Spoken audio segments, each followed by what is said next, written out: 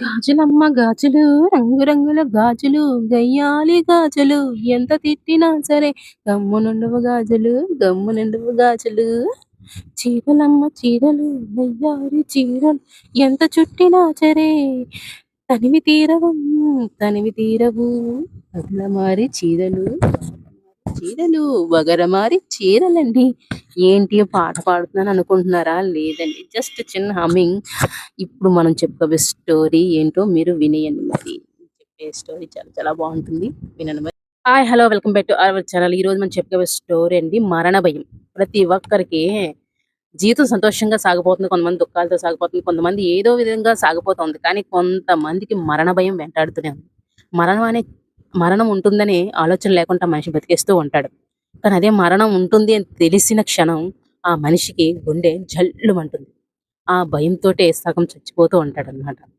ఇది స్టోరీ. ఈరోజు మనం మరణ భయం అనే స్టోరీని చెప్పుకోబోతున్నాం. మరి నేను చెప్తాను, మీరు వినియండి. మరి ఎలా ఉంటుందో మరి కామెంట్ చేయండి. మరి అనగనగా మిథిలా నగరంలోని యశ్వద్ధనుడు అనే యువకుడు ఉండేవాడు.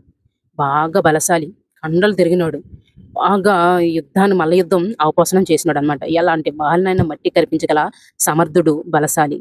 తనకొక అసిస్టెంట్ ఉండేవాడు, తన పేరు వేగులు. వారిద్దరూ ఎక్కడికైనా మల్ల యుద్ధం చేసి విజయాన్ని కైవసం చేసుకొని ఆ బహుమతితో తిరిగి వచ్చేవారు అనమాట. ఇదే విధంగా ఆ ఊర్లోని మల్ల యుద్ధం పెట్టారన్నమాట. మల్ల యుద్ధంలోని యశ్వద్ధనుడు విజయం సాధించి 1000 వరహాలు సొంతం చేసుకున్నాడు. ఇంకా అలా ప్రతి మల్ల యుద్ధంలోని ప్రతి బహుమతి యశ్వద్ధనుడే. దానితోటి యశ్వద్ధనుడికి పొగరు, ఘేర, అహంకారం పెరిగిపోయింది. నాకంట బలశాలి ఈ భూమి మీద ఎవ్వరూ లేరు, నేను చాలా బలస్తుని, ఎవ్వరు నా ముందు నిలవలేరు, చచ్చిపోతారు అని గర్వంతో పొగరు. అంటే గర్వం, ఏ మనిషి అయినా విజయం సాధిస్తే మనిషికి ముందుగా తలకెక్కేది పొగరే కదా. పొగర వల్ల ఇంకా అడ్డు అదుపు లేకుండా, మంచి చెడు లేకుండా ప్రత్యర్థిని మట్టి కరిపించడమే కాకుండా వారి ప్రాణాలు కూడా తీసేవాడు. అలా చేయకూడదు కదా, మల్ల యుద్ధంలో మట్టి కరిపించడం వరకే కానీ ప్రాణాలు తీయకూడదు కదా. అలా చేస్తూ చేస్తూ చేస్తూ ఉండేవాడు. ఒకరోజు ఒక మల్ల యుద్ధం ముగించుకొని ఏగులు తను వస్తూ ఉంటే ఒక చెట్టు దగ్గర నిద్రించసాగాడు. అక్కడ ముసలి సాధువు ఒకడు పడుకున్నాడు. ఈ ఏగులకి, వేగులు ప్లస్ యశ్వద్ధనుడు వచ్చారు కదా, వారికి చిరాకొచ్చింది. ఏ ముసలివాడివి, నువ్వు ఇక్కడ పడుకున్నావు, చిచ్చి, నీ వాసన నాకు పడదు, నేను ఇవ్వకొని, నీ స్మెల్ నాకు పడదు, నువ్వు దూరంగా జరుగు, లేకపోతే వేరే చెట్టు చూసుకో, లేకపోతే నేను ఎంత బలశాలినో చూసావు కదా అంటూ ఇలా కణాలు చూపించడం మొదలు పెట్టాడు. ఆ సన్యాసి, నాయన, ఈ కండలు, ఈ యవ్వనము, ఈ ఉడుకు రక్తము అంతా కొద్ది రోజులే. పుట్టిన మనిషి ముసలివాడు అవ్వక మానదు, మరణశయ్యపై పడుకోక తప్పదు. ప్రతి ఒక్కరూ, పుట్టిన జీవి ఏ జీవైనా మరణశయ్యపై పడుకోక తప్పదు నాయన. ఎందుకు ఈ అహంకారం, ఈ పొగరు, ఈ తలబిరుసుతనం? నీకున్న కండలు కరిగిపోక తప్పదు, నువ్వు చనిపోక తప్పదు అని చెప్పేసి ఆ స్వామీజీ వేదాంతం చెప్తూ, చాలు చాలు చెప్పావు గాని, నేను ఇంత బలశాలిని, ఇంత కండశాలిని, నేను చిటికిన వేలుతో తేల్చగలను అని చెప్పేసి ఆ స్వామీజీని అమాంతాన్ని తేల్చి పక్కన పెట్టేసేసి తను పడుకోవడం ప్రారంభించాడు. ఇంకా సాధువు, సరేలే నాయన, నీతో నాకేం పని, నేనే ఏ చెట్టో మాటో చూసుకొని అక్కడ పడుకొని సేదతీరి వెళ్ళిపోతాను లేని నాయన, నీతో నాకెందుకు గొడవ అనుకుంటూ వెళ్ళిపోయాడు. ఇంకా యశ్వద్ధనుడు ఇంకా కనబడిన వాళ్ళందరి మీద యుద్ధం చేసి విజయం సాధించేవాడు. ఒక రోజు రాజుగారి బామర్ది అటువైపుగా వస్తూ మల్ల యుద్ధంలోకి పాల్గొన్నాడనమాట. మల్ల యుద్ధంలో పాల్గొని కత్తి దూసి, తను రాజుగారి బామర్ది కత్తి తీసే లోపలనే ఈ యశ్వద్ధనుడు కత్తితో పొట్ల పొడిచేశాడు, గుండెల్లో పొడిచేశాడు. పొడిచేస్తే అక్కడికక్కడే స్పృహ తప్పి పడిపోయాడు ఈ రాజుగారి బామర్ది. ఈ యశ్వద్ధనుడు ఇంక ఇంటికి వచ్చేసి ఆ నైట్కి పడుకున్నాడు. ఇంక తెల్లారే ఈ ఏగులు వచ్చి, ఎన్నే యశ్వర్ధన గారు, ఏమండి రాజుగారు, రాజుగారు కాదు, యశ్వర్ధన గారు, ఏమండి, లేగండి లేగండి లేగండి, మీరు నిన్న చంపింది రాజుగారి బామ్మర్దిని, మీరు అర్జెంటుగా ఎక్కడికైనా పారిపోండి, లేకపోతే రాజుగారు ఆ జియో అదే ఆర్డర్ పాస్ చేశారు, తన బామర్దిని చంపిన వాడి శిరస్సు ఖండించి తీసుకురామని భటుల్ని పంపించారు అని చెప్పేసి అనగానే ఇంకా యశ్వర్ధనుడికి భయమేసి ఇంకా భయంతోటి పారిపోదాం అనుకుంటుంటాడు. వాడు ఎక్కడికైనా పారిపోదాం చెప్పేసి ఏగులు అంటాడు. సరే పారిపోదాం అనుకునే లోపల బయట నుంచి భటులు మాటలు వినిపిస్తాయి అనమాట.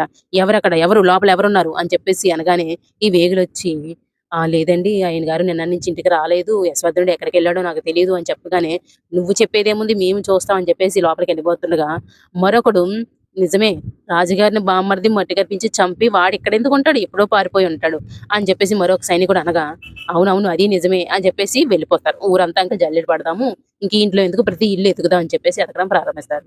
ఇంతలో యశ్వద్ధుడు మంచం కింద దాక్కుంటాడు. మంచం కింద దాక్కొని ఇంకా పారిపోదాం. ఈ దేశం వదిలి పారిపోదాం. ఇక్కడ వదిలిపోదాం. ఇప్పుడిప్పుడే ఎక్కడికి పారిపోతాం రా ఏగులు అని చెప్పేసి అనగా మరి తప్పదండి ప్రాణాలు కాపాడుకోవడంటే పారిపోక తప్పదని చెప్పేసి ఇద్దరు ప్రయాణమవుతారు. ప్రయాణమయ్యి వేగులంటాడు, "లేదండి యశవర్ధన గారు ఇప్పుడు పారిపోతే భటులు చూస్తారు మనల్ని, పట్టుకుంటారు. కాబట్టిగా ఈ పగలంతా ఇక్కడుండి రాత్రికి మనం ఈ ఊరు దాటి పారిపోదాం" అని చెప్పేసి వేగులంటాడు. అదే విధంగా యశవర్ధనుడు కూడా సరే అని చెప్పేసి ఆ రాత్రికి అక్కడే వారు విశ్రాంతి తీసుకొని రాత్రికి కాదు ఆ పగలంతా అక్కడ విశ్రాంతి తీసుకొని ఆ రాత్రికి వారు బయలుదేరారు. నడిచి నడిచి నడిచి నడిచి నడిచి ఆ రాత్రి అంతా నడిచి అర్ధరాత్రి సమయానికి వారు ఒక సత్రంలోకి చేరుకుంటారు. ఆ సత్రంలోకి చేరుకొని కొంత డబ్బిచ్చి నాకు ఆకలేస్తుంది. ఏదైనా నాకు పడుకోవడానికి అరేంజ్ చేయండి అని చెప్పేసి కొంత సొమ్ము ఇస్తే, ఇది మేము వండిన అన్నం అయిపోయింది. ఇప్పుడు టైం కన్ టైంలో మీరు అడుగుతున్నారు కాబట్టి మీకోసం వండుతాను. కొంచెం సమయం పడుతుందని చెప్పేసి ఆ సత్రం యజమాని అనగా సరే అని చెప్పేసి యశ్వర్ధనుడు అంటాడు. అంటే ఇంతలో ఆ సత్రం దగ్గరికి రాజభటులు వస్తారు. ఎవరైనా ఒక అతను ఇటు సైడ్ వచ్చాడా, ఎత్తుగా బలంగా పొడుగ్గా ఉంటాడు, అతను రాజుగారి బామర్దిని చంపేసి వెళ్ళిపోయాడు, అతను పట్టించిన వాళ్ళకి 1000 వరహాలు ఇస్తాము అని రాజుగారు ప్రకటన చేశారు. కాబట్టి నీకు కనబడితే ఇక్కడే ఉంచి మాకు కబురంపు, వెంటనే వచ్చి బంధించి నీకు 1000 వరహాలు ఇస్తామని చెప్పేసి అంటారు. అంటే అలాగేనైనా అని చెప్పేసి అంటాడు ఎవరు ఆ సత్రం యజమాని. ఈ విషయం ఈ మాటలు చాటు నుంచి యశవర్ధనుడు వింటాడు. విని నేను ఇచ్చిన సొమ్ము తక్కువే, కానీ వాళ్ళు రాజుగారు ఇచ్చేది 1000 వరహాలు. 1000 వరహాల కోసం నేను తినే ఈ అన్నంలో ఏమైనా మొత్తం మంది కలిపాడేమో అని చెప్పేసి ఆ సత్రం వాడు అన్నం ఇచ్చినా సరే తినడం మానేసి వెంటనే వేగులు తిను యశవర్ధనుడు మరణ భయంతో పరిగెడుతూ పరిగెడుతూ ఉంటాడు. పరిగెడుతూ పరిగెడుతూ అడవిలోకి వెళ్తే అడవిలోని ఒక చెట్టు దగ్గర విశ్రాంతి తీసుకుంటూ ఉంటే చప్పుడవుతుంది. అమ్మో చప్పుడయ్యింది, ఏ పులి వచ్చేస్తుందేమో ఏ సింహం వచ్చేస్తుందేమో అని కాసేపు, ఇంకో కాసేపు పడుకున్న తర్వాత ఇంకో చప్పుడుకి అయ్యో ఆకుల చప్పుడుకి గాలి చప్పుడుకి ప్రతి దానికి భయపడుతూ ఉండేవాడు.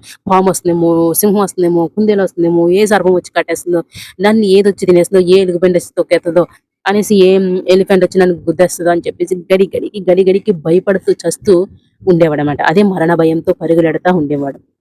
ఒక అతను రాజభటులు చంపేస్తారేమని భయం, పక్కనేమో జంతువుల వల్ల తనకు హాని ఉందని మరొక భయం.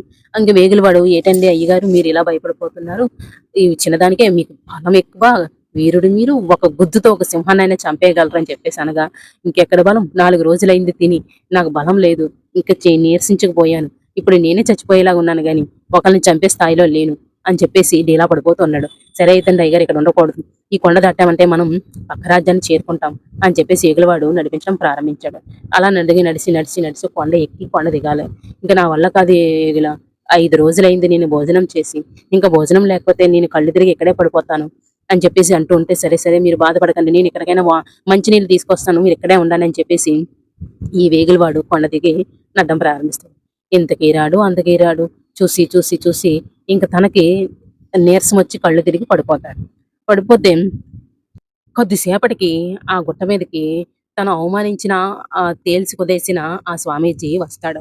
వచ్చి మొహం మీద నీళ్లు చల్లి పండిచ్చి అదే ఫలమిచ్చి తిన్నాయన అని చెప్పేసి కొంచెం మంచినిచ్చి తాగు నాయన అని చెప్పేసి ఇచ్చి వెంటనే ఇతను కొంచెం శక్తి తెచ్చుకొని వచ్చింది ఎవరో గుర్తుపెట్టి, స్వామీజీ నన్ను క్షమించండి, నేను తప్పు చేశాను, ఆ రోజు నాకు బలం ఉందని అహంకారంతో పొగరుతోటి నెత్తికెక్కి మిమ్మల్ని దూషించాను, అంతేకాదు మిమ్మల్ని తేల్చి ఒక పక్కగా పడేశాను, నేను చేసిన తప్పుకి నన్ను మన్నించండి, మరణ భయంతో పరిగెడుతున్నాను, ఆ మరణం వచ్చినా బాగును, నేను చనిపోయినా బాగును, అంతేగాని ఈ మరణ భయంతోటి నేను తట్టుకోలేకపోతున్నాను స్వామీజీ నన్ను అని చెప్పేసి పాదాల మీద పడితే వెంటనే అన్నాడు, స్వామీజీ ఎందుకు నాయనా భయపడ్డం, మరణం ప్రతి ఒక్కరికి సాధ్యమేగా, కాకపోతే మరణం మనం చెట్లో దాక్కున్న, పుట్టలో దాక్కున్న, కొండల్లో దాక్కున్న, ఇంట్లో దాక్కున్న, ఎక్కడ దాక్కున్నా సరే మరణం వస్తే మనం అడ్డుకోగలమా నాయన, కానీ నువ్వు భయపడి పరిగెడుతుంది మరణ భయంతో కాదు, నీలో ఉన్న అవివేకంతో. నువ్వు చేసిన తప్పుని ఒప్పుకొని రాజుగారికి క్షమాపణ కోరు, కంపల్సరీ తప్పక నిన్ను క్షమిస్తారు అని చెప్పేసి అనగా, ఆ రాజుగారు బామర్దిని నేను చంపేశాను అని చెప్పేసి ఆ యశ్వర్ధనుడు అనగా, లేదు లేదు, రాజుగారు బామర్ది చనిపోలేదు, నేనే వైద్యం చేసి కాపాడాను, ఆయన క్షేమంగానే ఉన్నారు, నువ్వు వెళ్ళి రాజుగారిని క్షమాపణలు అడుగు, నీకు రాజుగారు చాలా మంచివారు, కాబట్టి నిన్ను క్షమిస్తారు అని చెప్పేసి స్వామీజీ చెప్పగానే వెంటనే యశ్వర్ధనుడు బయలుదేరి రాజుగారి దగ్గరికి వెళ్ళి రాజుగారిని క్షమాపణలు అడగా రాజుగారు క్షమించారు. అప్పటి నుంచి యశ్వర్ధనుడు మల్ల యుద్ధం చేస్తూ ఉండేవాడే గాని ప్రత్యర్థుల్ని మట్టి కరిపించి వదిలేసేవాడే గాని వారి ప్రాణాలు తీసేవాడు కాదు. అప్పటి నుంచి చాలా ఎంతో మంచివాడుగా అందరికి మన్ననలు పొందుతూ ఎంతో సౌమ్యుడిగా బ్రతకడం ప్రారంభించాడు. తన కోపాన్ని కూడా పక్కన పెట్టి తగ్గించుకున్నాడు. మనిషికి ఎంత ఎదిగినా ఒదిగి ఉండాలని దీనివల్ల తెలిసిందనమాట. కొద్ది రోజులకి తప్పిపోయిన వేగులు కూడా వచ్చి, ఈ యశ్వర్ధన్ గుణగణాలు చూసి మెచ్చుకొని తను కూడా ఉప్పొంగిపోయాడు. అది ఫ్రెండ్స్ ఈ నాటి స్టోరీ. ప్రతి ఒక్కరికి ప్రతి దాంట్లో చాలా మందికి విజయం సమకూరుతుంది. కొంతమందికి విజయం సమకూరదు. అలాగని విజయం పొందినవాడు ఎప్పుడు తల పొగరుతో విర్రవీగితే ఇలాగే జరుగుతుంది. ఎప్పుడు ఎంత ఎదిగినా బతికి ఉండాలనేది చెట్టుని చూసే మనం నేర్చుకోవాలి. ఎన్ని కొమ్మలొచ్చినా సరే పైకి ఎదుగుతూ ఉంటది. కానీ ఆ కొమ్మల్ని పక్కకే ఉంచుతది తప్ప గాని, నేను పొడవని చెప్పేసి విర్రవీగదు. ఆ చెట్టుని చూసైనా మనం నేర్చుకోవాలన్నదే ఈ కథ సారాంశం. ఫ్రెండ్స్ నచ్చితే లైక్ చేయండి, షేర్ చేయండి, సబ్స్క్రైబ్ చేసుకోండి. మరిన్ని వీడియోల కోసం నా ఛానల్‌ని సపోర్ట్ చేయండి మరి.